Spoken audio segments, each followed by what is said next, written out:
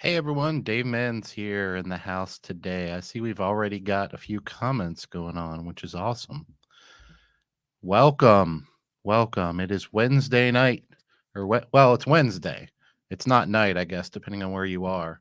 And I'm missing my sidekick for hopefully only a few minutes because Jordan is he's trying. He's having a few technical difficulties from out there in Check.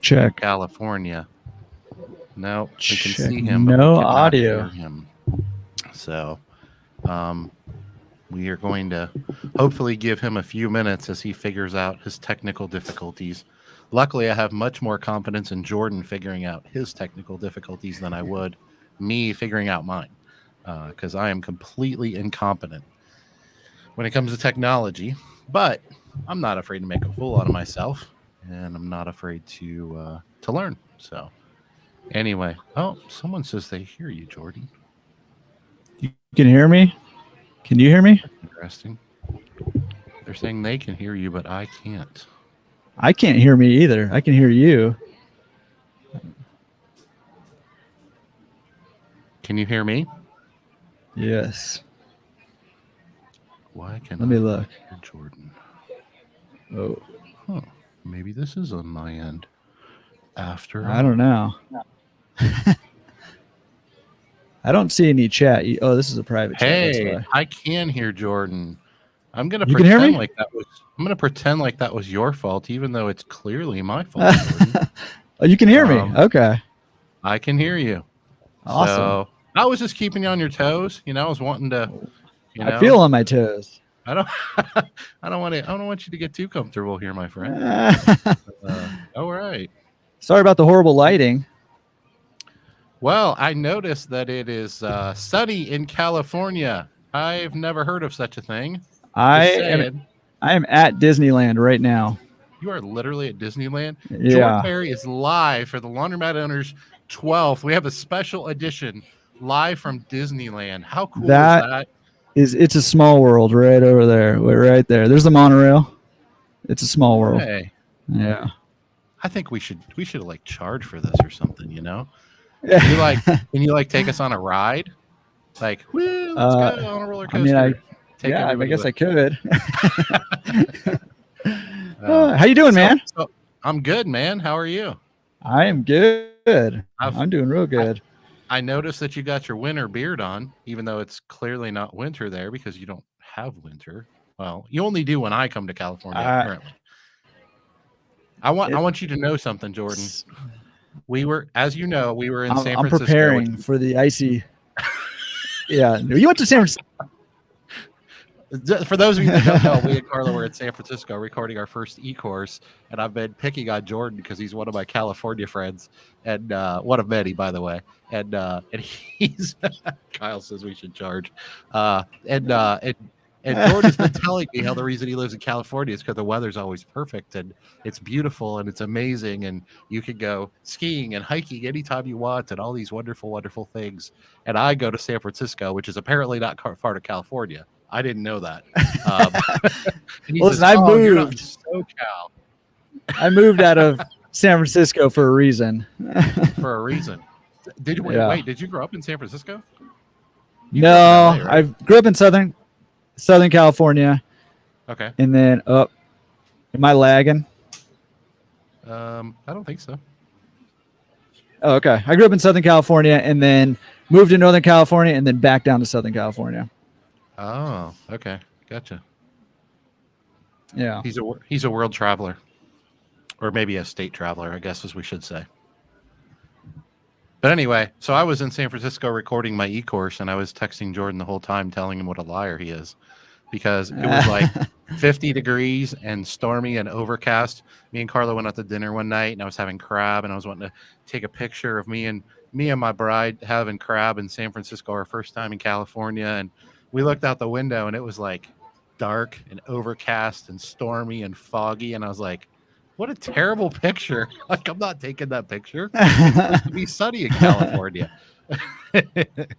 So anyway, but the good news is apparently Jordan isn't a liar all the time because our last day was pretty nice.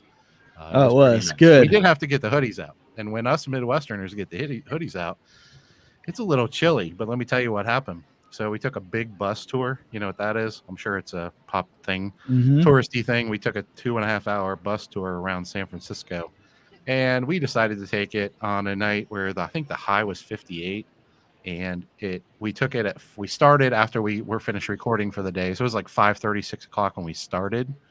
And so they took us across the Golden Gate Bridge on the top of this bus, 20 something feet high or whatever it is. And I'm wearing shorts and a hoodie because I'm just not very smart. And they're taking us across the Golden Gate Bridge and showing us all of its beauty as the wind just comes howling across this bridge at like 9 o'clock at night as the sun is already set. And I am like a popsicle. I'm like, are we? It was actually warmer in Cincinnati while we were there. So, Yeah. Anyway. San Francisco gets cold. Yeah. Yeah, I had no idea. I thought it was always like 82 and sunny. I thought that was like your thing, right? I mean, it looks pretty daggone warm there right now. You're wearing a sweatshirt or you're wearing a t-shirt, but you do have your winter beard on, so that's true. That's true. Keeps me warm. So anyway, welcome, my friend. I'm excited to get this going, and for those of you that are starting to figure this out, hey, Steve's here, Steve Andrews from Nashville, and Brian Henderson. He's 6 minutes late to the party, Brian, but welcome. We are glad to have you. Jesse's here from Florida. Maybe Florida is where it's always nice. Maybe that's what it is. I got to find that place. But anyway, if you guys are noticing, we're live on YouTube, but we're also live on Facebook, and we are live on LinkedIn. So that's kind of cool. Right. I'm not on if we'll stay that way, but hopefully we can keep all three of our feeds for the whole live, and more people can participate. So if you guys are jumping in, welcome. We only have Jordan for 20 minutes, and then he has to get over to the rides. No, kidding. I'm not going to let him leave. So anyway, well, thanks for joining us. How cool of you to sacrifice some of your valuable time, even though you live at Disneyland or something like that? Wow, we go like once a week. Second home. Yeah. Hey, Joe Dan, we're glad you're here, man. Thank you. All right. He said, congrats on the book. Thank you so much. It's my newest Facebook friend too. Joe Dan? Yeah. Oh, you know what? He just friended me the other day too. He's been following my page, but he friended me personally the other day, which I don't know how. I mean, me and Joe Dan have known each other for years, so I don't know how that just happened. But anyway, Joe Dan has a very extensive vetting out process. Well, I feel honored. I feel honored to be in it. We finally made the cut. Maybe it was the 12th episode. Do you think that was it? He's waiting for us to be a little bit legitimate. He's waiting for our 12th. This is our happy anniversary episode. Oh my gosh, it's our anniversary, Jordan. Are you? Yeah, that's why I'm celebrating, that's man. Amazing. Yeah. So you took me to Disney World or Disneyland. I did. Oh, excuse me. Those are two very different things. Very different. Yeah. Hey, Kevin. Hey, he says, can't wait to meet us in Miami. Yeah. That's right. Very soon, man. I'm going to have some news coming up on that. Kevin has a little bit of inside information. So we will be making that announcement very quickly. I will tell everybody since we're on here. So guys, for those of you that haven't picked up on it, I've only talked about it a few times. We are doing a Laundromat Millionaire conference where everyone's a VIP. And it's going to be in Florida. I talked about it being in Miami. It looks like it might actually be in Fort Lauderdale, but so super close to Miami. But I'll be making the official announcement in the next week or two. But Joe Dan says, I don't vet anyone. Great to be friends with you guys. Hey, likewise, my friend. Likewise. Well, now it just got less special. Man. Yeah. Here we thought we were special. You should have just let us go, Joe Dan. Yeah. But anyway, yeah. So Kevin, thanks for bringing that up. And the Jordan Berry will be there, by the way, and I might show up too. So since it's my conference, but Jordan Berry will be our MC. And what does MC stand for, Jordan? Tell me real quick.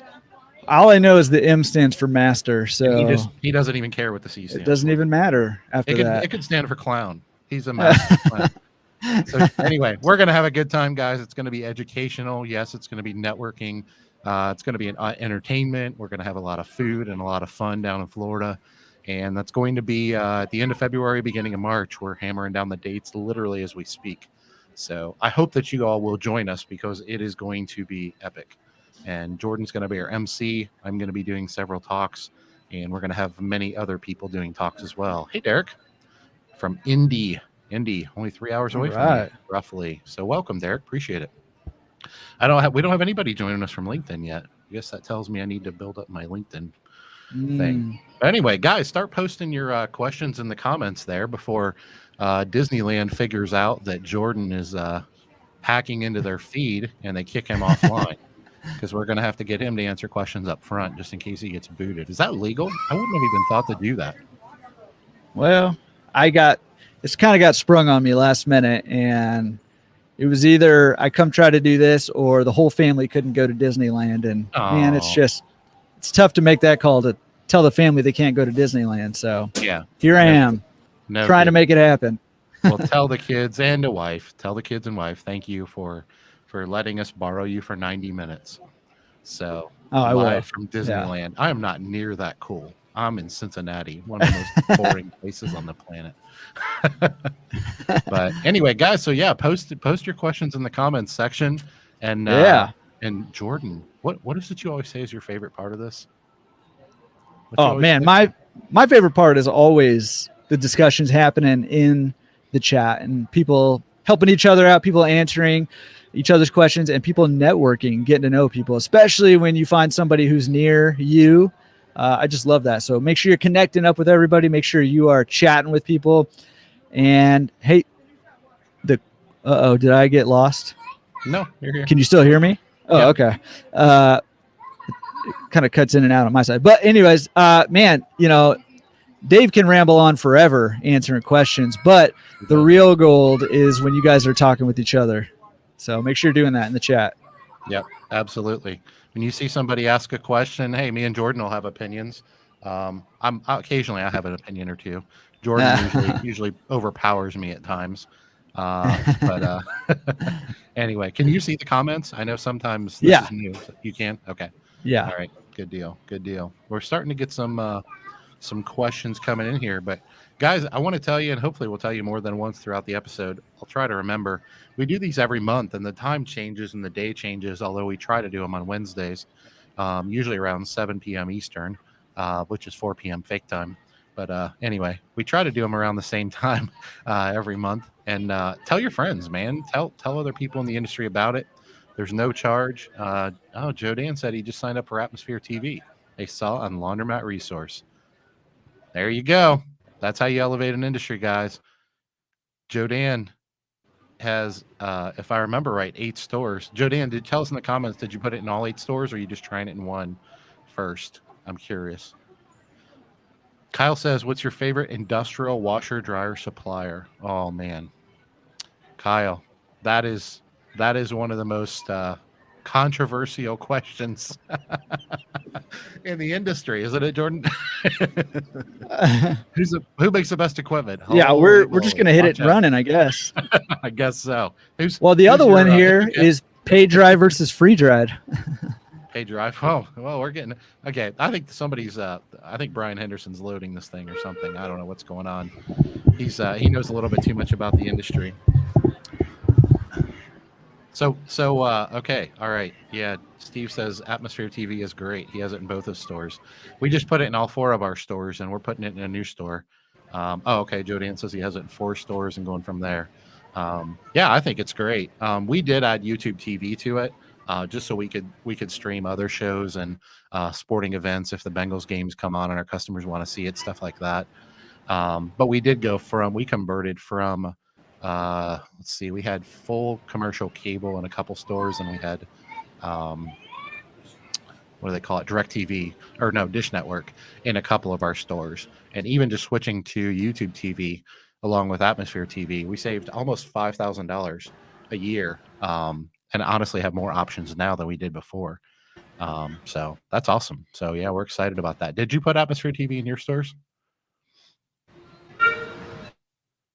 Yeah, for sure. People love it. Yeah. Yeah, we got your screen's locked up here. Hopefully it'll come out. But yeah, Joe Dan says the same thing. That was our only worry, not watching UK play in the Bengals. Yeah, that's what we did. Excuse me. YouTube TV is I don't know. I think it's $50 a month. Oh, I just lost Jordan. But yeah, what we did, guys, is we got rid of Dish Network in our stores, and we put Atmosphere TV in, which is free. Jordan has a podcast on it. I have a podcast on it. If you want to go check that out, it's pretty cool. And then we also added YouTube TV to our stores, and I think it's like $50 a month or something like that. So we got a lot better options. Our customers are happy. It's a pretty cool product. So go check that out for sure. Hopefully, I think Jordan got kicked off there, so hopefully Jordan pops back in a minute. But Kyle, I'll answer your question because I'm not afraid of controversy, and I don't really know why this is controversial. My favorite industrial washer and dryer supplier is Hipsch. It's not that I'm necessarily like falling in love with Hipsch, the brand, or anything like that. I do believe they make high quality equipment, but I believe most of the manufacturers in the industry make pretty good quality equipment. Sure, some are a little better than others at times. But the main reason we do it is when I talk to the top operators in the industry, what we hear pretty consistently is don't make a buying decision based on a brand of equipment. The top operators in the industry don't typically do that. They do it based on their relationship with their local equipment distributor. And I joke all the time that if my equipment distributor, which is HM Company here in Cincinnati, if they started selling, Mickey Mouse washers and dryers tomorrow, that's what I would be buying from then on.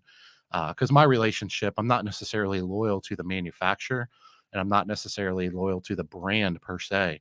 But I'm loyal to my distributor because they are amazing. They're great people. They're very valuable. And honestly, at this point, okay, looks like Jordan's popping back in. Can you hear us, Jordan? I can. Let me get my headphones connected up. Gotcha. But anyway, yeah, we're talking about equipment. I was just telling him that I'm a big fan of the distributor versus necessarily being so loyal to Hipsch per se. That's my personal opinion. So yeah, that's where I stand on that. Joe Dan says we are going with all Hipsch stores because of our great distributor, which is HM Company as well. Yeah. So that's what I recommend you do, Kyle. I recommend that you, get to know all the distributors in your market, vet them, take them out to lunch, have conversations with them, try to get to know them as people as quickly as you can. There are what I call fly-by-night distributors out there, which are usually not very well established and usually don't do a very good job of service, even if they want to. And some of them don't even want to. And make your buying decisions based on that versus a particular brand or manufacturer or something like that. So that's what I recommend. What are your thoughts on brand of equipment, Jordan? Can you hear us? Yeah, I can hear you. Let me know if I'm breaking up. I might need to find a good spot. But yeah, I mean, I think it's I like what you said. I think that looking for a solid distributor over a brand is huge. And I would just also say talk with other owners when you find one that you think is good, because my experience with personally and also with a lot of coaching clients is that it's hard to tell sometimes, especially if you're brand new, who's a good distributor and who's not a good distributor. So get some references from other people who have used them and see how it was working with them, because I mean, you really want a distributor who's going to be on your team, who's going to be helpful, and it's just going to make your whole process go better. Whether you're buying your first laundromat or you're buying your 10th laundromat, having a good distributor on your side can make the difference between turning a profit immediately versus struggling to figure things out. Mm-hmm. Yeah, it absolutely can. I know that was one of your downfalls in the beginning. Is that accurate? Because I know you struggled for a while when you first got in the industry, and that's, for those of you who don't know, that's why Jordan does what he does, is to try to educate the industry, elevate the industry, share information, connect people together, because he didn't have that and couldn't find that when he entered the industry, and he went through a lot of growing pains, and so he's pretty passionate about making sure that doesn't happen to other people. I think at one point wasn't one of your taglines like "never again"? It's never again going to happen to somebody else, kind of thing. Yeah, absolutely. And you didn't feel like you had found a good distributor. Right. Well, that tells you what kind of a guy Jordan is, because Jordan could have and did figure things out through the school of hard knocks, as many of us have done over the years, and just said, whew, that was rough. I'm not going to make it any easier than anybody else. And kind of had that sort of fixed mindset. But instead, he decided, I'm going to, I see a problem in the industry and I'm going to try to do something about it. And that just speaks to who Jordan is as a person. and why he's successful. By the way, I noticed the other day on was it YouTube, almost 5,000 subscribers. Holy moly! Yeah, Very nice. I mean, big time. Very nice. Big time. Very nice. Big time. Big time. Here I am struggling for 1,000, and Jordan's making me look bad. But that's all right. Good things happen to good people, and so keep doing what you do, man. Thank you. Yeah. Yeah, Brian Henderson says he recently dropped cable at all of his stores and put a big antenna on the roof of the stores to get local channels with great reception. We mostly leave the TVs off and mainly turn them on for bad weather here in Oklahoma. Interesting.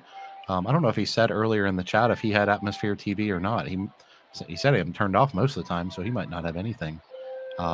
But yeah, Dale says I have a good distributor. Yes, I do. And the reality is, what I like to tell people too is, don't get me wrong, I'm very blessed. I'm very fortunate to have a great distributor, but there's a bunch of good ones out there. Yeah, there's a bunch of bad ones, and we can harp on that too, and we should be aware of that. But there's a lot of good distributors out there. You don't just have to be in Cincinnati or Northern Kentucky. So yeah, something to think about. So, Jordan, we got one here from Jay Martin. Jay, you're welcome to the show today. I'm thinking it might be his first time with us, so welcome, buddy. He says, "Is there a minimum population needed to support a laundry?" Guessing he's in a smaller town would be my guess.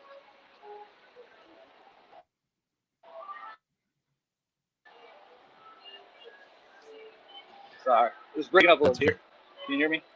Yeah. Yeah. Okay. Yeah. So, very general rule of thumb. There's a whole lot of it depends in that scenario.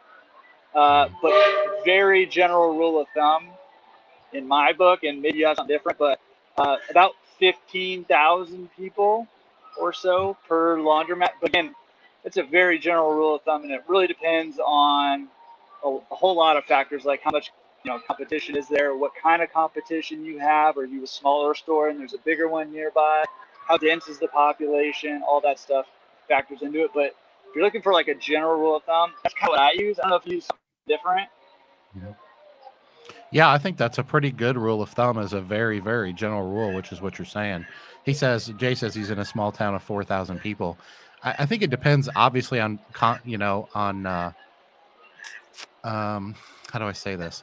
It depends on, obviously, competition, which Jordan mentioned. If you're in a town of 4,000 people and you have 2 other laundromats, don't touch that with a 10-foot pole. But if you're in a town of 4,000 people and there's no laundromats, if you're building a small laundromat that's going to be unattended, and maybe there's a couple towns surrounding you that are 10 or 15,000 people themselves, or maybe even 5,000 or 10,000 people, and they don't have a laundromat in their towns, meaning I know how this works in the country. You can kind of pull people, people in the country are used to driving further to get the services that they want. So that's an example of a situation where you may have 4,000 in your town, Jay, but what can end up happening is you can pull people from the surrounding towns 10 or 15 minutes east, north, south. And if you pull, from a town of 5,000 north and a 5,000 west, you can find yourself a nice little business. Obviously, yeah, he talks about cost to acquire. Obviously, that's a factor. The size of the store is a factor. How you're going to operate it, and lastly, what you're expecting.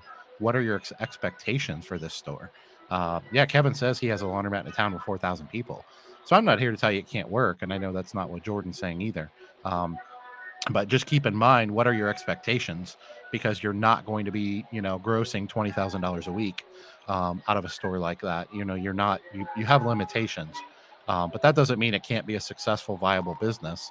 And then the other thing is, if you're wanting to make a living off of this, then that might not be a realistic expectation. If you're looking for this to be a nice little side hustle, side business, in addition to a full-time job, or maybe you're going to have 2 or 3 of these, then those can be more viable options too. So I think there's a lot of caveats in there for sure. Yeah, anything else you want to add? Yeah, let me point our Monorail. Oh, nice, very nice. There goes Mickey. Let me just point you. If you want to talk to somebody about small town laundromats, I think Logan Wietrick would be a good resource for you, because he and his dad have a bunch of small town laundromats. They're starting to expand into some larger towns now, larger cities. But they his dad especially made his go in a bunch of smaller towns. So be a good resource for you. Logan Dietrich. You can find him on Facebook, or he's been on my podcast in the past too, so you can find him there too. Mm-hmm. Yeah, Logan's a good guy. I would definitely reach out to him. I do know, and I don't want to speak for Logan. I do know that they've sold and are getting rid of more of their smaller town laundromats. And I'm guessing, and I'm pretty confident in saying this, it's not because they're not successful or not profitable. But Jordan, you and I have talked about this before, offline and online, about how we outgrow things, right? We evolve as business owners, and what might have been a great business for you to acquire at one point might reach the point where it's just not worth your time anymore, because your knowledge, your education has increased, and now you're capable of doing a lot more things. And so that takes 5, 10, 15 hours a week of your time, and that time can be better spent doing other things. And I think that's probably where Logan falls into that category. I know you interviewed him on the podcast. I watched it, but it's been a while. Do you remember him making any comment about that? I don't. Yeah, and I've spoken with them since then, and that's exactly what it is. They've done well with them, but for the same amount of effort, you could do a small town laundromat and make a few $1,000s a month, or you can go to a larger town or larger city, and make more than that, double or sometimes even triple that amount with essentially the same amount of work. So that's something that they are moving towards, not because it's not a good business model, but because their business model has shifted in what they're trying to do with their laundromats and how they're trying to do it. So yeah. And I'm in a situation like that. I mean, we bought one of our competitors' buildings 3 or 4 miles away, and it's a pretty big facility. And we're not selling our smaller store that's 3 or 4 miles away. We're just merging it. We're closing it down because it's in a rented space. We're closing it down. Our lease is up, and we're going to drive all that business up to our new store where we own the real estate and have more parking and have more facilities and everything. So in that case, we outgrew it, but for a different reason. So I think there's a lot of parameters around that. Hey, if it's a good, if you do the pro forma, you do the work, you look at the demographics, and it's going to be a valuable asset for you. I remember when my first store was making me like $1,500 a month profit, and I was still working my full-time job. Man, I thought I was killing it. I was like, this is awesome. Like, I have this nice little side business that doesn't require a lot of my time, and I'm making $1,500 a month profit. And it was actually, the net operating income was more than that. That was actually after we serviced our debt even. So we were even building equity at the same time. And, at that time, that was a fantastic business. I was young, just figuring out business, and it was a great way to get into the industry. And by the way, there's nothing wrong with having that forever. Nothing says you have to outgrow that. I just happened to have an opportunity to acquire one of my competitors and take my operations to a different level. And so that's what we did. But yeah, I wouldn't shy away from that, I think, is the answer. And Kevin even says he's successful with a 4,000 square foot store. So I don't think either one of us are saying to shy away from it. Just do your homework, because if there's really any competition in a town like that, you're probably going to be pretty limited, because you're already limited by the overall population. So keep that in mind for sure. See what other questions we have here. Yeah. I don't know if you tackled this while I was off, but I saw somebody brought up the paid dry versus free dry. Yeah. Bringing it right back in the conversation. Did you hit that yet? No, we didn't. Nama, I'm not sure if I'm saying that right. I apologize. Nama said, let's do paid versus free dry argument. So I'm guessing, I don't think Nama's been on the show before, but I'm guessing he knows. He might even be cackling in the background.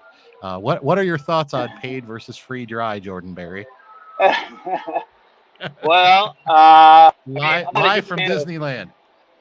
Live from Disneyland.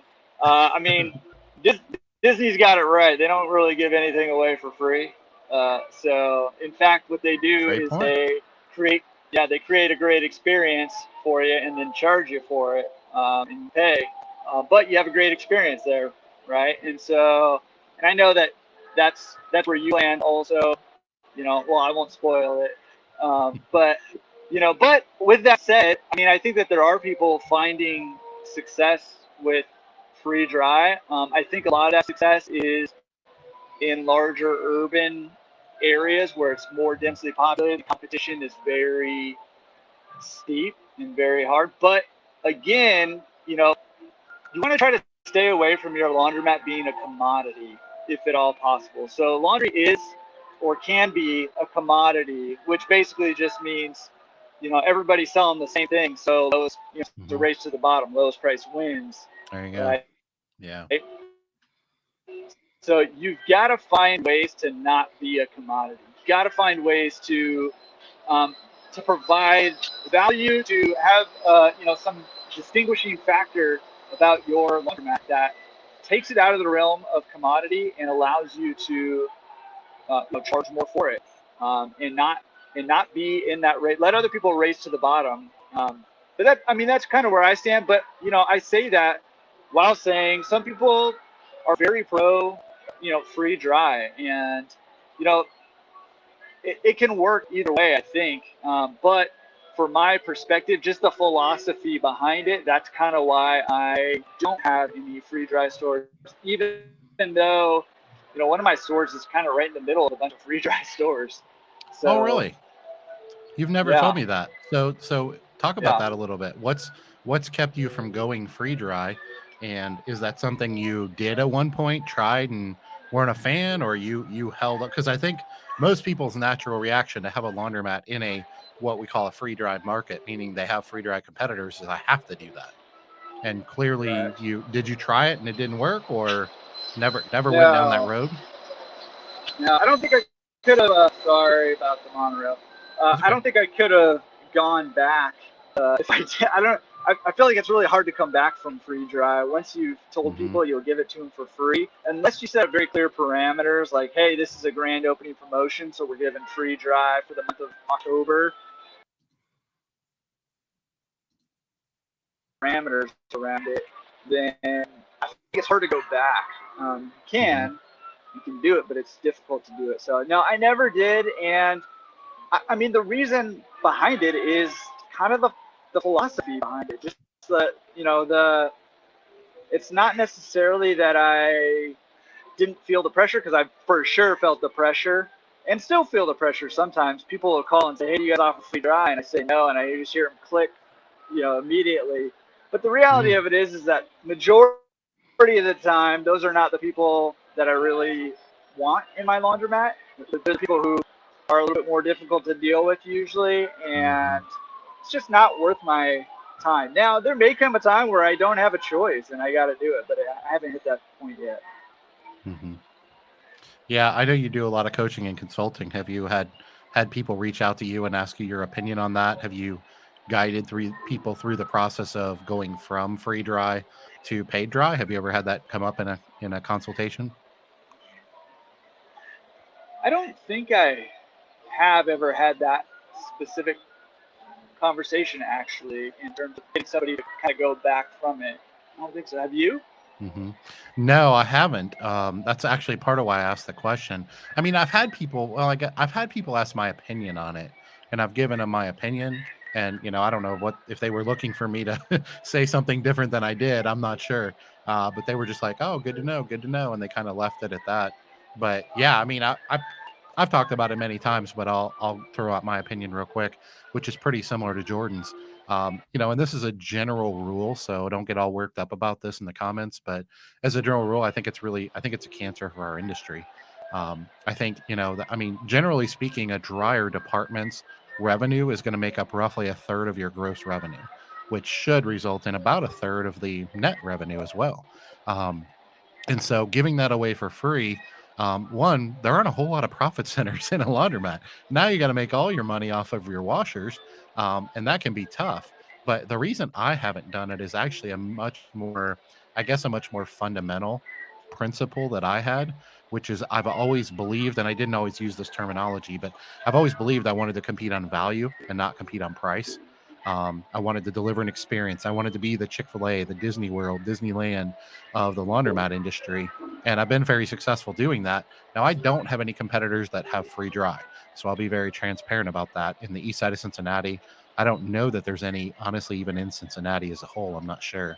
But I have talked with many people who have been in that situation, and they've asked my opinion of what they should do. I've never coached them through the process of, okay, I am free dry, I'm going to go back to paid dry or something like that.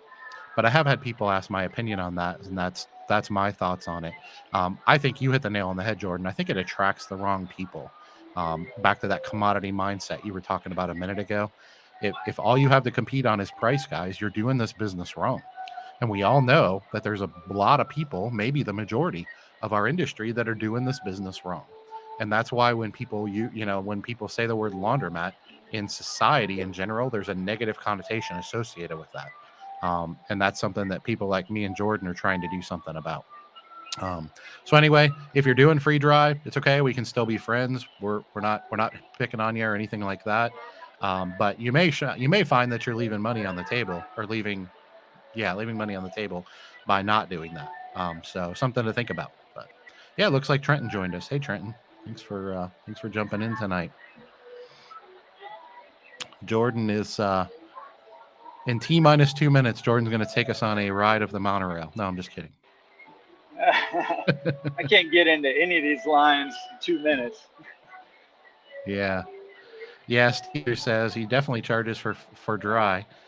For large dryers, 3 minutes, which I think are 75-pound dryers, if I remember right. So he's charging 3 minutes for a quarter on 75-pound dryers.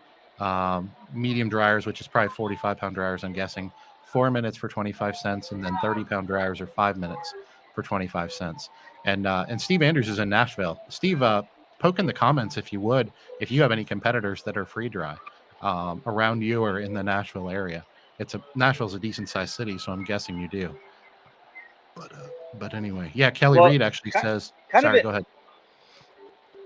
I was just gonna say, kind of an equally intriguing conversation that I hear happening now too is the timed dry versus the full cycle dry, and having a flat price for a full cycle, which I know a lot of people are finding a lot of success with that. Also, I don't know if you have an opinion on those. Yeah, I do. I'm slowly working myself towards that as I've evolved away from operating on quarters in my stores to operating on dollar coins and credit card payment systems. So what we did is right now all of our dryers are priced in dollar increments, and we see that as, because we're dollar coin stores, and we see that as kind of a halfway point between quarter vended, where you just stick in a quarter, and being a full cycle. It's kind of a, I don't know, half cycle, I guess you would call it.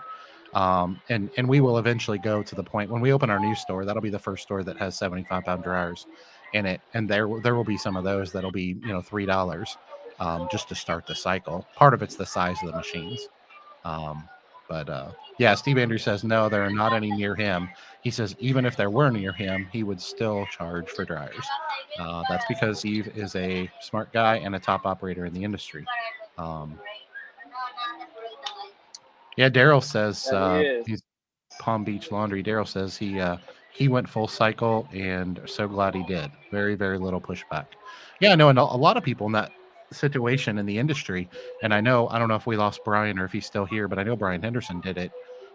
If I remember right, I think it was like 10 years ago that him and his family stores in Oklahoma went full dry, and I know he's a huge full cycle dry, and he's a huge advocate of it.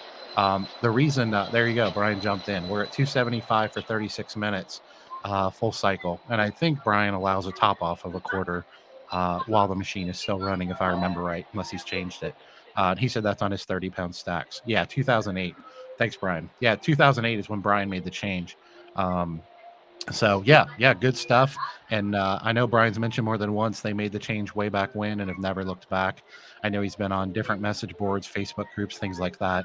I know he's a big advocate for full cycle dryer.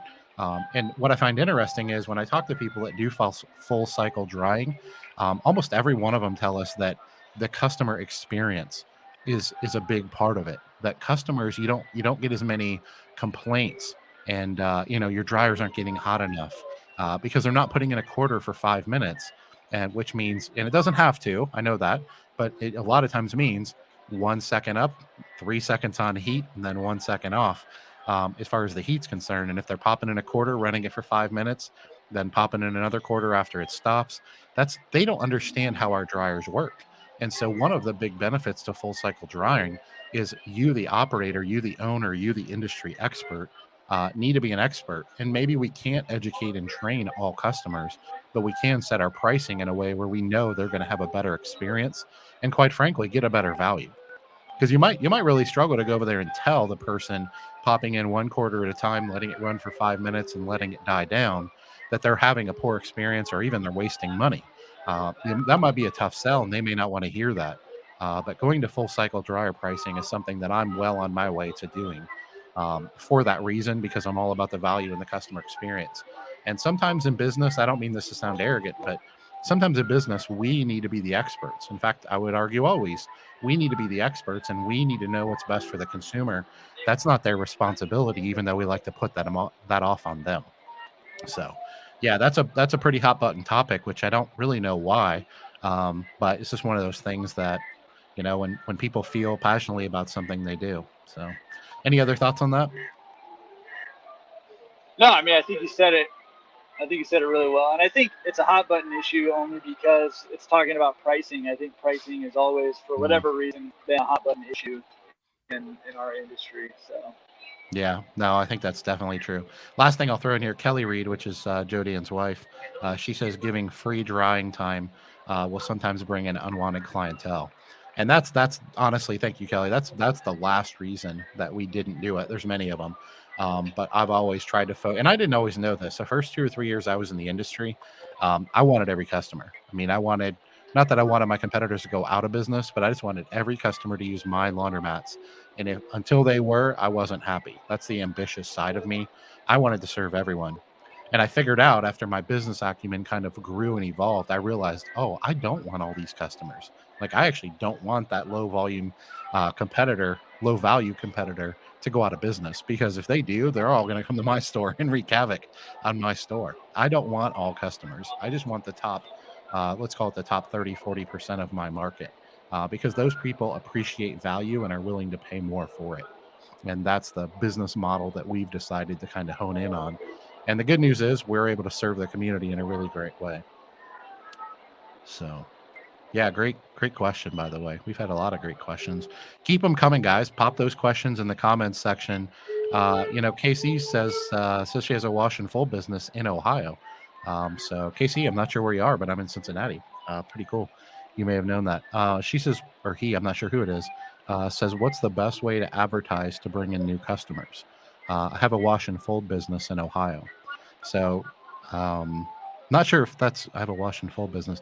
I'm guessing they're not running a laundromat, just by the way the question is worded. But Jordan is a I don't know if you're a part owner, I don't know what to call it, but Jordan has laundromat resource marketing. So being the marketing guru, Jordan, what are your thoughts on that? What do you tell people that come to you all for marketing?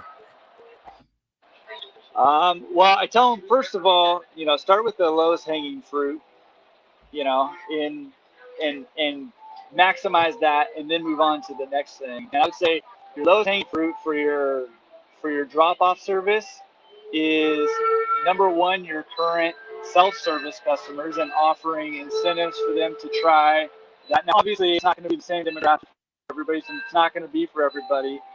But you will find that some people will convert to that drop-off once they get a taste of never having to do laundry again. And I really love that language, never have to do laundry again. And that's pretty enticing, I think, for a lot of people, because people hate laundry. The other thing that I always recommend people do is make your customers your salespeople and incentivize them to bring people there. So I tell my clients all the time, hey, in every single bag that you deliver back, leave a little flyer in there that says, hey, get a referral bonus for bringing a friend. You get a bonus, they get a bonus, everybody wins. You get a new customer and a chance to earn some new business, and that can greatly expand your reach without really costing you a whole lot of money. And I would say that's the lowest hanging fruit. And only then would I say, okay, now you're ready to start going online to do some online advertising, if that's something that you're interested in doing. But start with the low hanging fruit first. So when you say online, I know you're a big fan of like Google My Business and things like that, which I would argue that's a low lying fruit too. When you say online, are you referring to like the paid marketing versus the organic side of advertising and marketing? Yeah, I mean, I think it depends on the situation. So the reality of the situation that we're in now these days is that the organic stuff, it's really hard earned. I mean, it takes a long time to start ranking. You know, Facebook doesn't show your posts to even your fans who, you know, have said that they want to hear from you. Facebook doesn't show them your posts almost at all now. I think I read somewhere that it was 6%. So if you I think it's less than that. Is it going down even more? I thought that's ridiculous. It's crazy. Yeah, I think it's somewhere around 2 to 3% now. So but you know, they're making it clear it's a pay to play game now. So you need to ask yourself, like, how committed are you to SEO? You know, the organic stuff, and you got to be really committed to it, and you got to just know that it's going to take a long time to pay off. It's going to take a lot of effort before you start seeing much fruit at all. And so, you know, it's like with everything else, you know, with business, you either got time, energy, or you got money, and you got to expend one or the other to, you know, I tell my coaching clients this all the time. We're trying to buy their first laundromat. Okay, well, do you have money or do you have time and energy? Because, you know, you got to have at least one of those to get into business with. It's the same with advertising. You either got to have time and energy or you got to have money. So, so when I say online, I mostly mean paid advertising through Google or through Facebook or Instagram ads. But you can do more organic stuff too. It just takes longer and it's harder to do. Yeah, I think. But yeah, Google My Business too is huge. You got to be on that. That should be a given. Yeah, I would. I mean, the reason I asked the question is I would throw that under the organic category. I mean, it takes not a whole lot of work to set up that profile and even get it looking halfway nice. And I know, you know, if you post regularly on Google and things like that, it even helps that organic reach. If you get reviews, things like that help a lot. And they take a little bit of time and effort, but they don't really take, you know, any money per se. So yeah, I'm a big fan of that. And I know you've talked about that being the low lying fruit before. So I just wanted to be sure that we're clear there. Yeah. So. Yep, absolutely.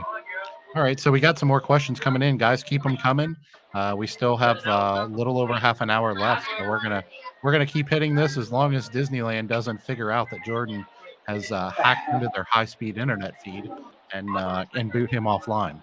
And if he gets booted, I've never heard of Jordan Berry, and we'll just keep going with the Q&A. I hear Disneyland has their own jail. Oh, is that real? Is that a real thing? Disneyland jail? Is that so. like Facebook jail? Yeah, I think so. Yeah. Wow. I bet that's like I'm in that too, so. Well, luckily you're like a cheetah. I bet they couldn't catch you in Disneyland. You know that place like the back of your hand, don't you? You're quick. Yep. Yeah, that's right. Yeah, they come up to me. I'm just like, all right, take me to jail. I'm not running. That sounds like work. I'll pay my fines. I'm not running. Are you kidding me? If they're in the bear cup, I'm not running. Oh no, this is actually a really good question from Michael. I appreciate you posting this one. He says, and this is a loaded question, so we'll keep that in mind. But he says, I'm looking to buy multiple laundromats from one owner. NOI profit has been declining in 2021 and 2020, and the stores are becoming in disrepair. How would this affect your valuation? So what are your thoughts on that? I mean, there's a lot in there we don't know. So I'm going to point that out right now. Michael, we can't possibly answer that question, but we can talk a little bit around the category and the idea behind our thought processes and how we coach people through this type of mindset. What are your thoughts, Jordan? Yeah, I mean, pay more for it seems to be the general consensus right now in the market for some reason. It's baffling to me what's happening right now. But no, not really. So, you know, when I am looking at a value of a laundromat, I am looking at four things, right? And I actually have a blog post coming out tomorrow. It's a 6,000 word blog post. It's huge, and it's all about analyzing laundromat deal and doing due diligence. But the the four basic things that you're doing is you're looking for the income and the expenses, and you're looking to add value to the laundromat. But the third thing is you're determining the trajectory of the laundromat, right? Which is what we're talking about here. Mm-hmm. And once you've kind of understood what this laundromat has been doing over time, that's, you know, you can say a laundromat's average, $100,000 net income over the last year, but the reality of it might be that it averaged a lot more in the beginning of the year, and lately it's been going down and averages less, right? So that would mean I probably wouldn't assess the value of that laundromat based on the full year's income average, which is what I think a lot of people say to do. What I would do is look to see, has it leveled out at all? Did it drop over a few months and now it's kind of leveling out over the last 3 or 4 months? I might just use those last 3 or 4 months. But the bigger thing, well, at least as big of a thing, is to determine why, right? Asking why about everything. Is income going down? Why is income going down? And what am I going to do to level that off and to reverse that trend, right? Are expenses going up?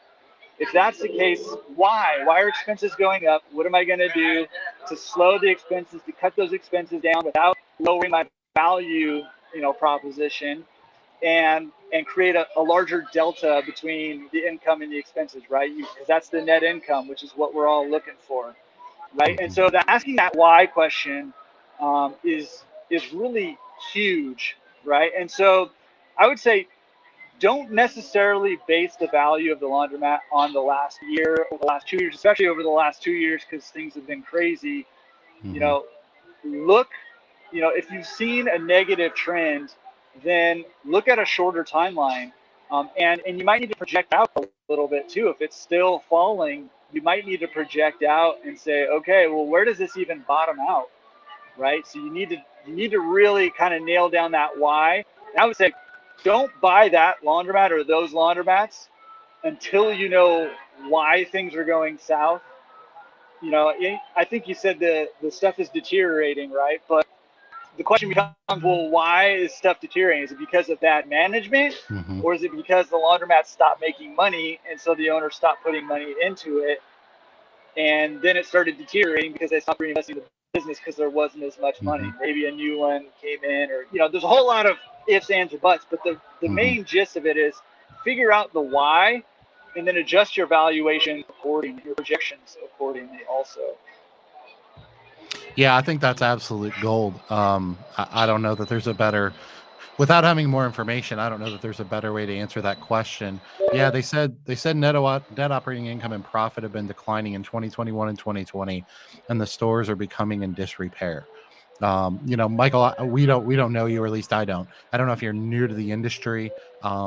Sometimes stores look like they're in a state of disrepair when they're just tired, and they can easily become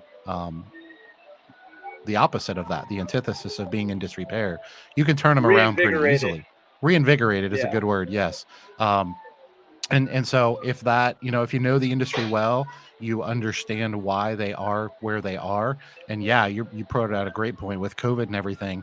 2020 and 2021, that's a situation where you need to really take that into account, because, hopefully someday we're going to come out the other side of this at some point. And so it may just be a factor of waiting it out. And maybe they were at the end of their rope operationally anyways. They were already kind of jaded and tired of the industry. And COVID kind of was the last nail in the coffin, so to speak. It might just be an operational thing. There we go. There goes Mickey again. That way we also say that the other side of the equation is, obviously we all know it's possible that a mile away, a brand new mega laundromat was built in a town that maybe was already being properly served as far as the laws of supply and demand, or maybe already over penetrated, and somebody doing something like that can completely wreck a market. And so I think that's really, Jordan, what you're pointing out is just make sure, the why is everything. Make sure you nail down the why. And usually there's not one why, by the way. A lot of times there's multiple whys. And what can you do to affect those whys? There are situations, and I'm not a big fan of this word, but there are situations where you're helpless. And you don't want to buy a business like that because you're going to continue. It's going to be out of your control is probably the best way to put it. And so that's really something you want to look at. But when it comes to valuation, how would this affect your valuation? And a real simple answer, what I tell people is you're either buying a turnkey laundromat, which is, there's not much value add there, to use a real estate term. There's not much value add there. You know exactly what you're buying. You can buy it based on the numbers. You can do a proper valuation, do a competitive analysis in the market, and pretty much know that you're going to continue to get what that business has been getting for a fairly long period of time. Or you're not. And if you're not, then you have to figure out where in the cycle are you. Is this store on its way down? Has it plateaued? Has the market plateaued? Has a large employer left that town or that city that's really affecting things? All these things factor into it. But really, what Jordan was talking about with the trajectory is you're trying to predict that, but we're not predicting it just from a guesstimate standpoint. It's all based on education. So you have to know what you're looking at, be very confident in the market. And Michael, hopefully hopefully that's your community. One of the things I really recommend people do, if at all possible, is to buy laundromats in their community that they live in. And that doesn't have to be 2 miles away, but it's nice if it is, because you have more intimate details of the community and what's happening in that community. And the more information, the more education you can have, the better off you're going to be. So I don't know if that makes sense to everybody, but that's without having more information than that. That's the real quick answer there, Michael. Let's see what else we have going on here. I saw Kelly said, "What are your thoughts about evolving your company with curbside pickup and drop off?" Which is interesting. Yeah. I'm not exactly sure. I mean, I guess she just means versus. I guess she's referring to versus the customer coming into the store. Is that what you mean by curbside, Kelly? I assume that's what you. Yeah, I assume that's what you mean. Kelly, if that's what you're referring to, I think what I would say on that, and then Jordan, I'll let you answer. I think real quick, what I would say on that is, I mean, that's another market differentiator. I mean, you're taking the level of service up a notch by bringing it to them and having them. I know some operators in the industry have, carports and drive-throughs where you don't even have to get out of your car. And I've seen, she says, yeah, that's what she's asking. So, I mean, I don't know if that's enough to really move the needle in your market. It may be, and maybe you have really stiff competition for pickup and drop off. And if that's going to really move the needle, then it's a market differentiator. If you're in a market where you're already, your service level is head and shoulders above everybody else, then it may be an added layer to your business model that isn't necessary. But then again, I don't think it's ever a bad thing to take your business operations to a different level. I don't think there's ever a bad time to do that. What I always, and I don't mean this to just always focus on money, but what I always tell people is when you do things like that, directly or indirectly, make sure you're charging for it. And I'm not saying if you're going to offer something like that, Kelly, that you have to necessarily raise your prices, but just make sure that level of service, your employees constantly doing that, especially if you're a high volume drop off service. If your customers or your employees are constantly doing that, that's going to pull them away from other responsibilities in the store. So just make sure it's accounted for but it's a part of your value proposition, no doubt about it. Do you have any thoughts on that, Jordan? Yeah, I mean, you kind of hit on it at the end there, but I was just going to say, I mean, I think it's great as long as you can handle the logistics of it, right? Mm-hmm. If you're going to, and it may take you a little time to figure it out. Like, you got to train your staff, and you got to figure out, I don't know, like where you're going to put clothes, or how they're going to actually order and let you know that they're there and all that stuff. Mm-hmm. So it might take you a little time to figure that out, but as long as you can handle the logistics of it, then absolutely, go for mm-hmm. it. And, do I think that that's where our industry is going to go? I mean, I think some stores will probably offer that. I don't know that that's going to be, ubiquitous everywhere, but I don't know, man. And who knows what's going to happen. So, if that's a direction that you feel like you can handle and something that might give you a little bit of an edge, it might be good to jump on that right now, because, if things take a turn down again at some point, then that's going to be a really valuable service, right? That Mm-hmm. was a super valuable service there for a couple months, when Mm-hmm. nobody knew what was going on, right? So having that already in place could be a big deal. Yeah. Yeah, I think that's a great point. I mean, Kelly, if you guys are when it comes to pick up and drop off, if you guys are in a market where it's like really, really competitive, then that is an opportunity to step up your game and be a differentiator. And you may not necessarily raise your price, but you may make up for it in volume, meaning your value proposition is went higher. So you're going to get more business that way. If you're not in a super competitive environment, it's still a way to separate yourself even more. Let's say your value proposition is already 50% higher than your competitors. I think a lot of times in small business, we say, you know what? I'm already so much better than my competitors that I can just chill. I can relax. And that is a dangerous, dangerous place to be. Not saying we can't do that for a week or a month, but man, is that that's a slippery slope, as they say. So I like the way you guys think, and I like the way you guys do business, because I'm guessing you're looking at pushing the envelope. And I'm guessing maybe, I don't know, but Kelly, in the comments, you can tell us maybe COVID had something to do with this. I know a lot of people were doing that out of necessity because people wouldn't get out of their cars and come in and pick up and drop off the laundry. So you had to come out to them. And there was even self-serve cases where people were doing that for a while because of the virus and stuff. So yeah, great question. I think that's fantastic stuff. Yeah, Steve Andrews in Nashville says never chill. Great advice, my friend. Great advice. Step on the We have throat. You just step on That's the right. throat. Keep going. We have to always be pushing our industry forward. And the people that don't want to come with us, they get left behind, guys. It's that simple. It's their choice. We're not doing anything to them. They're just choosing to not elevate the industry. And for those of us that are trying to do something different and drive our industry forward, I think you're going to be highly rewarded in any environment. Because let's be honest, if you're in a highly competitive environment, let's say you have 10 laundromats in this highly competitive Nashville environment, for example.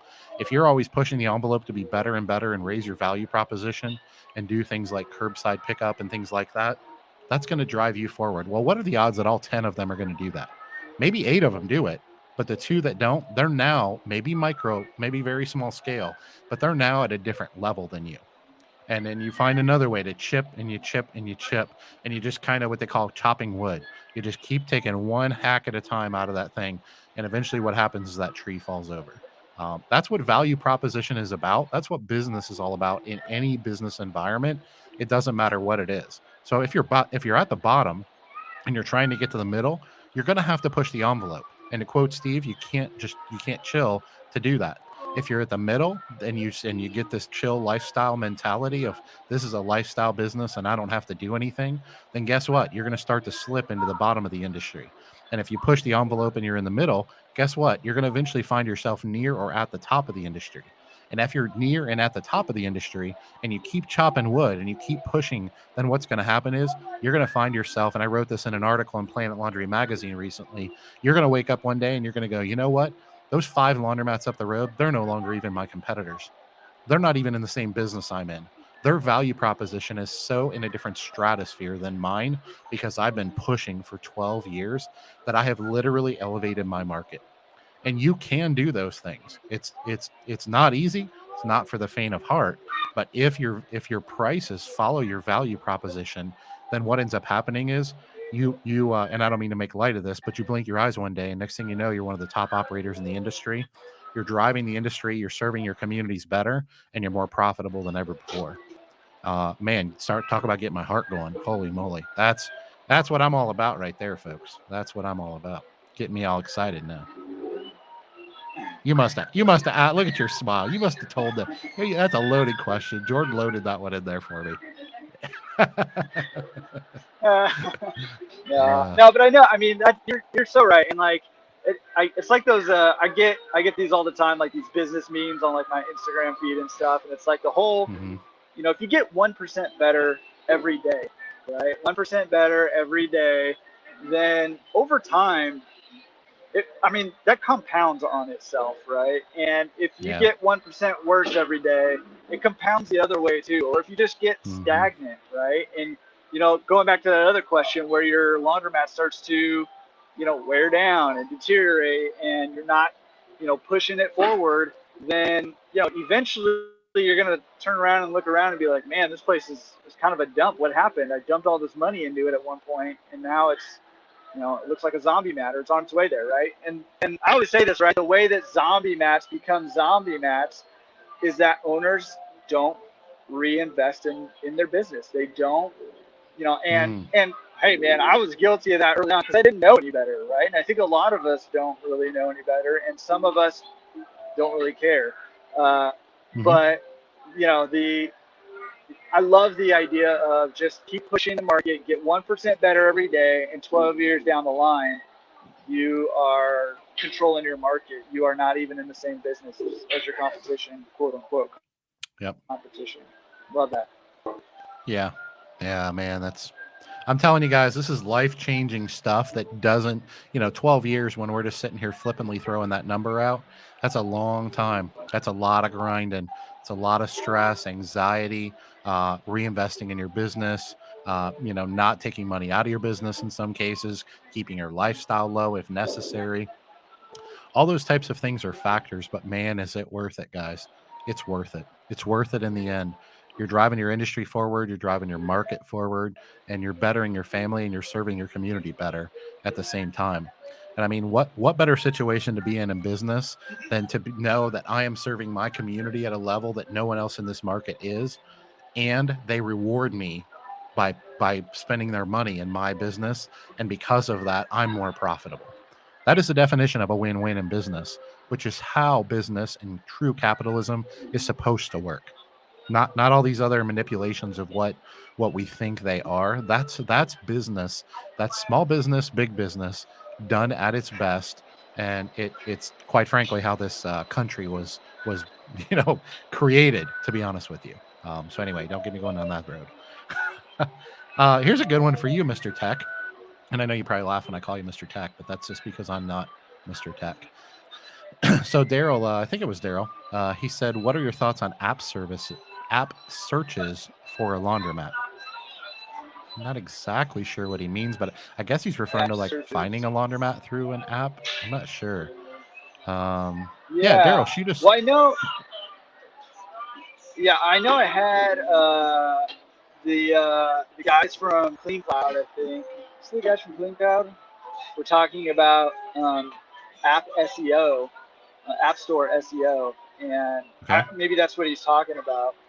And that's something that your I don't know, your software company, whatever that you use, is that what we're talking about? Hey, I'm not sure, and I've downloaded that episode on the podcast, but I haven't watched it yet. So that probably is what he's talking about. Yeah, so I mean that's something where your software company is doing that SEO for the App Store, and they hopefully are doing a good job of it, because you want those apps to show up at the top, right? If somebody's looking for an app for a laundromat, you want yours to be the first one that they find, or one of the first ones that they find. So family just showed up. Yeah. Little Jordan. Yeah. Yeah. So I mean, that's on the software company. All that to say. I mean, the website stuff, that's on you or your web developer. But in terms of the app, that's on your software company. Unless you have your own app that you built. In that case, it's on you. Yeah. No, I think that's well said. I don't know that I have much to add there, because I don't know that I have enough of an opinion to have one on that. To be honest with you, at the end of the day, the only thing I'll throw on that is, and this is kind of a duh type of comment, but anything you can do to bring visibility and searchability to your business, we folks, we just want to make it as easy as possible for people to find us, because the self-serve community in general, as a general rule, are very transient. But let's be honest, our society as a whole is more transient than we've ever been before. People don't think anything of moving from one side of the country to the other. And, those aren't McDonald's fries, but I guess they'll do, huh? Not the same. Not the same. So for those of you that don't know, Jordan's favorite guilty pleasure is McDonald's French fries. But I guess Disneyland's fries come in as close second. So, Anyway. Yeah, awesome stuff. So yeah, Steve Andrews in Nashville says, Dave, my favorite subject here. Give us your opinion on the future of pickup and delivery services 5, 10, 20 years from now. So I know he specifically addressed that to me, and I'll answer it. But what are your thoughts on that first? You're not a huge pickup and delivery guy, oh look, Logan joined us. Hey Logan, I'm glad you joined us. We were talking about you earlier, so maybe if you did just join us, Logan, you'll have to go back and listen to the replay because we were talking about you. But people were asking, Logan, real quick. I'm totally going off in a ditch here. People were asking about small town laundromats, and we were giving you as an example. They were asking if it's viable in a town of like 4,000 people. So, if you have opinions, comments on that, shoot them in the comments section so everybody can look at them. All right, back out of the ditch. What are we talking about? Pickup and delivery. Future pickup and delivery 5, 10, 20 years from now. What are your thoughts, Mr. Jordan Berry from Disneyland?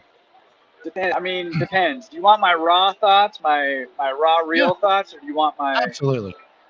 I mean, here's what I genuinely. I only have raw thoughts. Do you have other kinds of thoughts? well, maybe I was asking for what I should be saying here. But here's what I genuinely think. I think right now there's an opportunity to get into pickup and delivery, and I don't think that opportunity is going to be around forever. I don't exactly know the timeline. I think maybe longer than 5 years, maybe in that 10-year mark. I'm not sure, but I think what's going to happen, I'm just making a prediction, but I think what's going to happen is that eventually certain pickup and delivery services are going to be able to expand and grow, and a lot of them won't.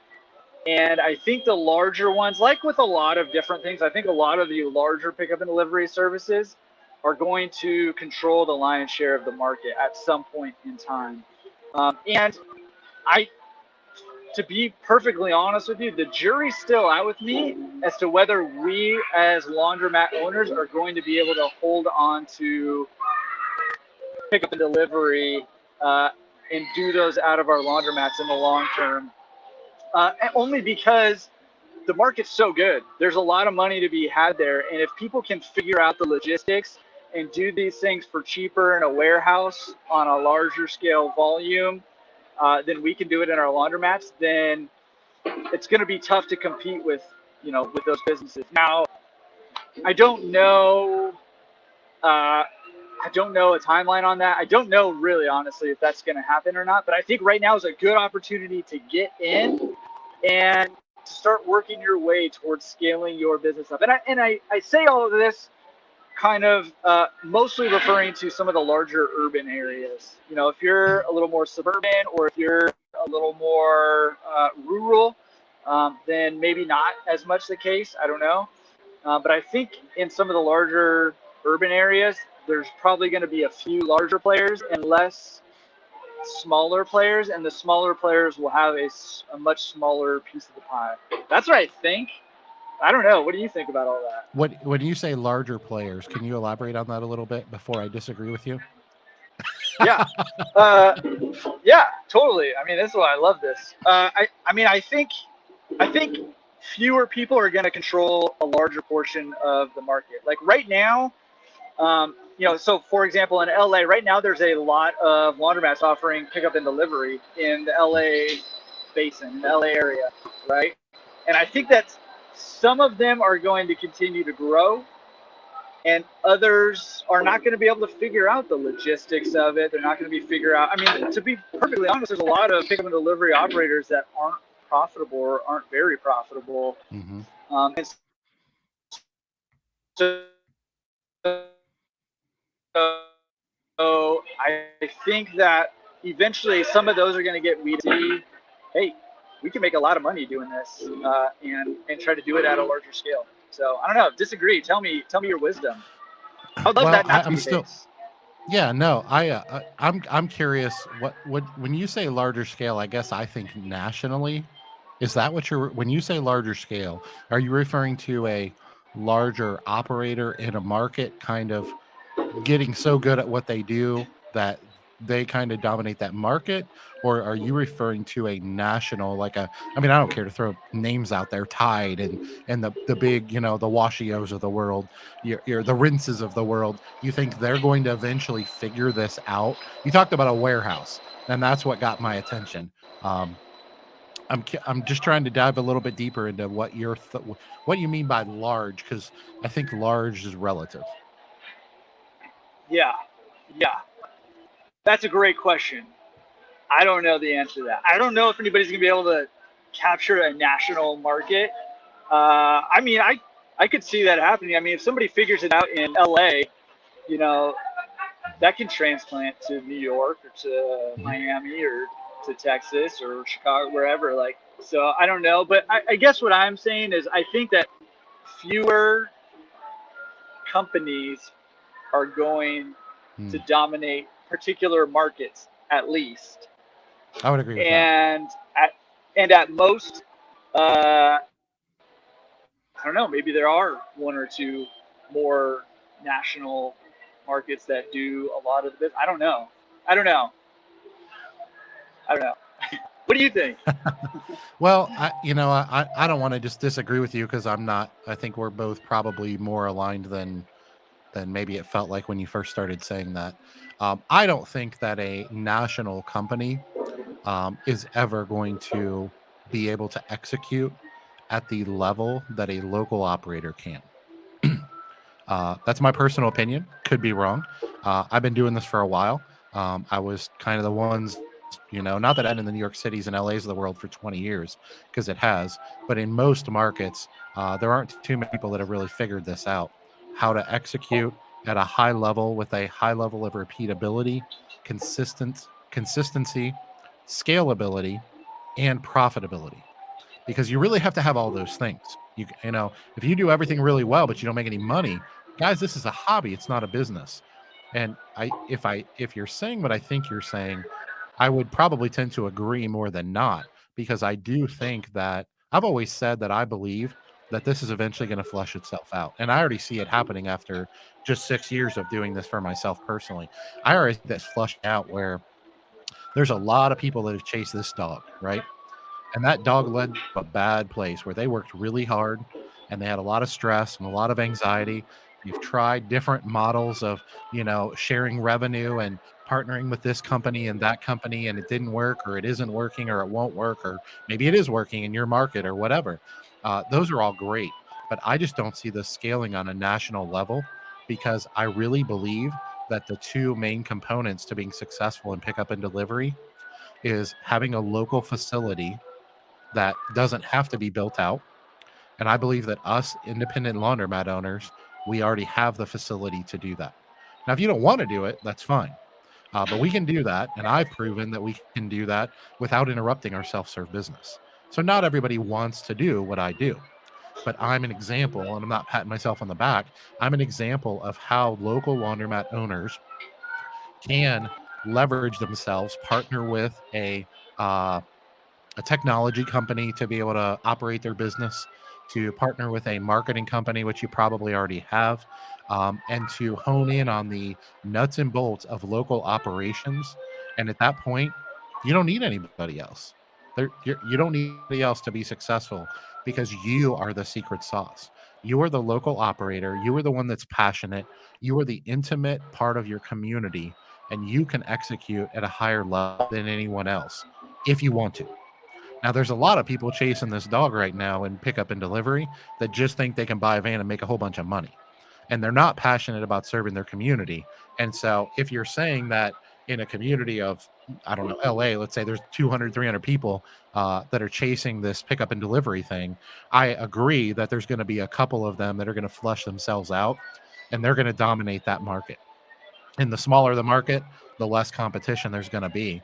But to go back to the original question, Steve, if I had to answer your question in 5, 10, 15 years, I think what's going to happen is, I think what Jordan is saying, which is there's going to be a few people in each market that are going to figure out the operations.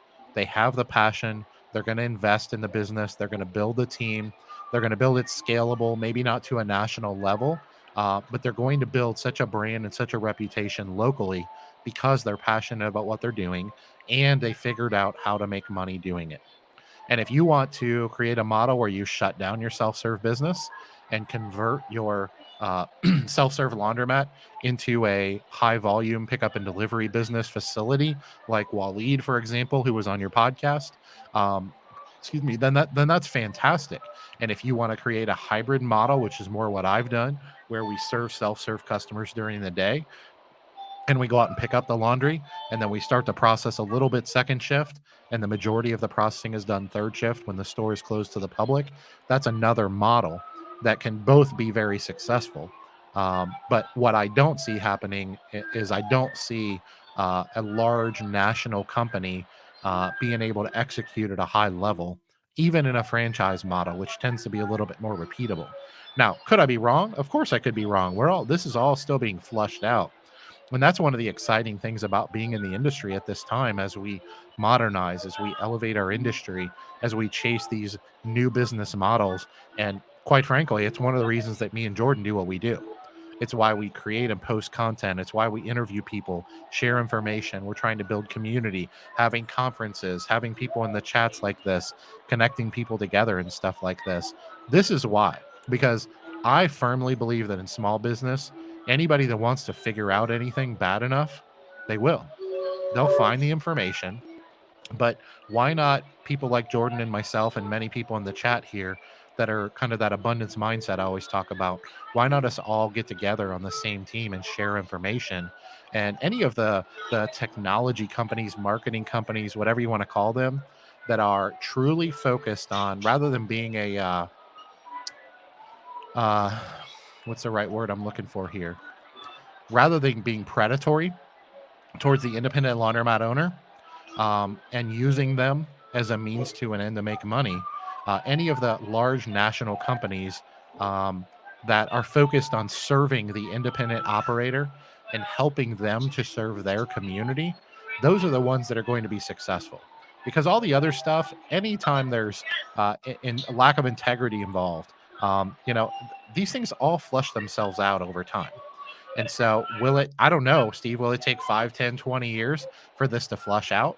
I mean, I'd say that window, 5 to 20 years, it will flush out and we will have what I call a whole new industry. I really believe that. I believe that the laundry pickup and delivery will eventually replace the dry cleaning as our sister industry.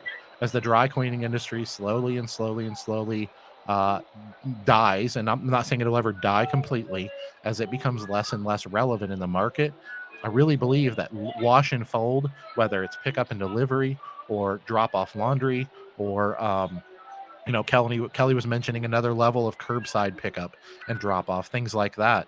I really believe that that's going to become its own version of the dry cleaning industry, our service industry. So I don't know if I answered that question entirely, because obviously neither one of us know, but this is something I'm pretty passionate about. I've been pretty involved with for really 7 or 8 years, even before I started doing it. But I've learned a lot. I've learned a lot by coaching a lot of people, and I'm pretty passionate about this. And so I suspect that it's going to flush itself out, mainly because it's all about operations. Business always comes back to scalability, repeatability, and your heart. That's what it always comes back to. The people that are chasing money and wanting to create a big company and then sell it for $100 million in 2 years, they're not really focused on, usually, they're not really focused on serving their community. And those things will always flush themselves out in the end. Maybe it'll take 10 years to flush it out, and maybe they'll leave a whole lot of laundromat owners, on the wayside, where we are damaged because we tried to compete and couldn't for a few years. But I haven't seen anybody on a national level that can execute at a high level. I think it's our responsibility and obligation as local members of the community, and we have the facilities to do it. We don't need anybody's help. Any retorts? No, I mean, I think you're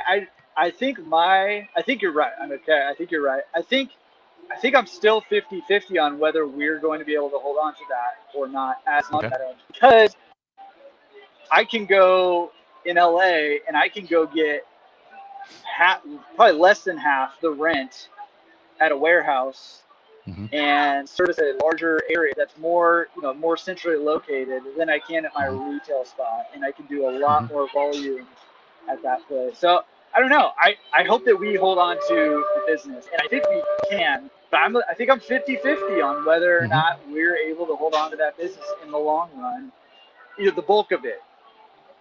I don't know. Well, I will say that I think whether the local laundromat owner, the local operator can do that is as much up to them as it is up to the larger. And you're right. In larger markets, it's definitely more sustainable. For sure. The bigger the market, the more sustainable it is to have a warehouse. The problem is, as I see operationally, I see two problems. One of them is you can't get cheaper warehouse space than I can, retail space. And the reason why is my retail space is zero because it's already paid for. In my operations, my self-serve business, my rent, when I tripled my income in my laundromat by operating pickup and delivery, because of this is me specifically, because of my model, my rent up, my mortgage didn't go up, and it never will, because I've figured out how to tap into that excess capacity. Now, for the laundromat owners that don't want to do that, and they want to evolve to more of a shut down the self-serve business, then I think you're onto something. So I think to each his own as we chase this dream. But I love the self-serve laundromat business. And I don't have any desire in the self-serve laundromat business.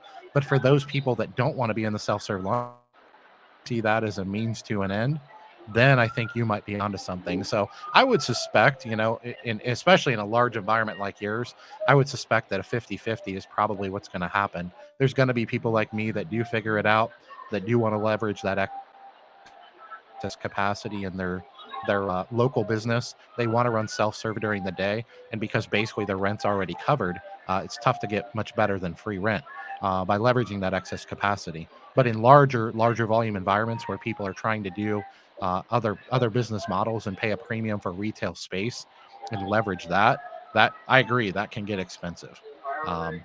One of the things I try to do, and I know we're running out of time, so guys, I apologize, but I think this is really worth diving into deep.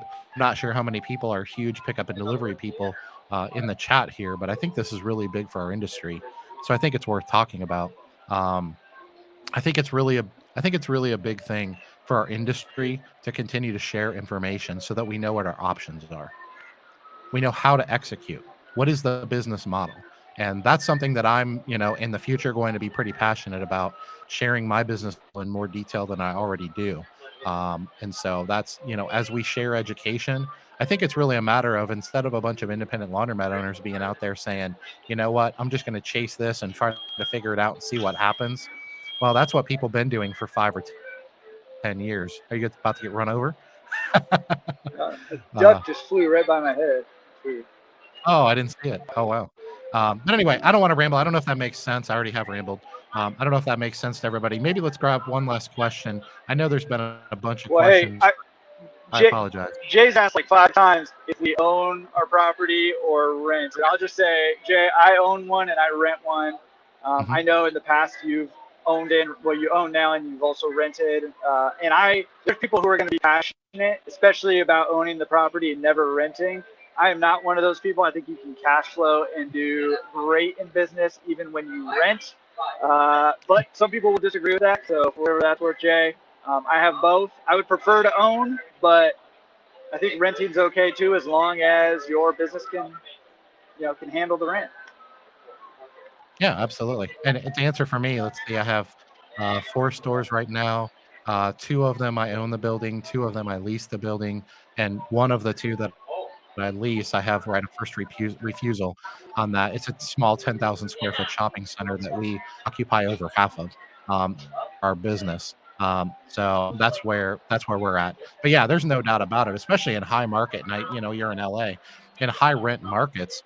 A lot of times acquiring the real estate is just not economical. It's not feasible. But to say that you can't build a phenomenal business, especially in those larger markets with great demographics and with fantastic just overall population and density and things like that. Yeah, anybody saying you have to buy real estate to be successful in this business is crazy. But yeah, I would agree with you. My preference in the property if I can. And I feel like that also gives us a really good exit strategy for later in life. in my case. So yeah, no, that's good stuff. Yeah, no doubt about it.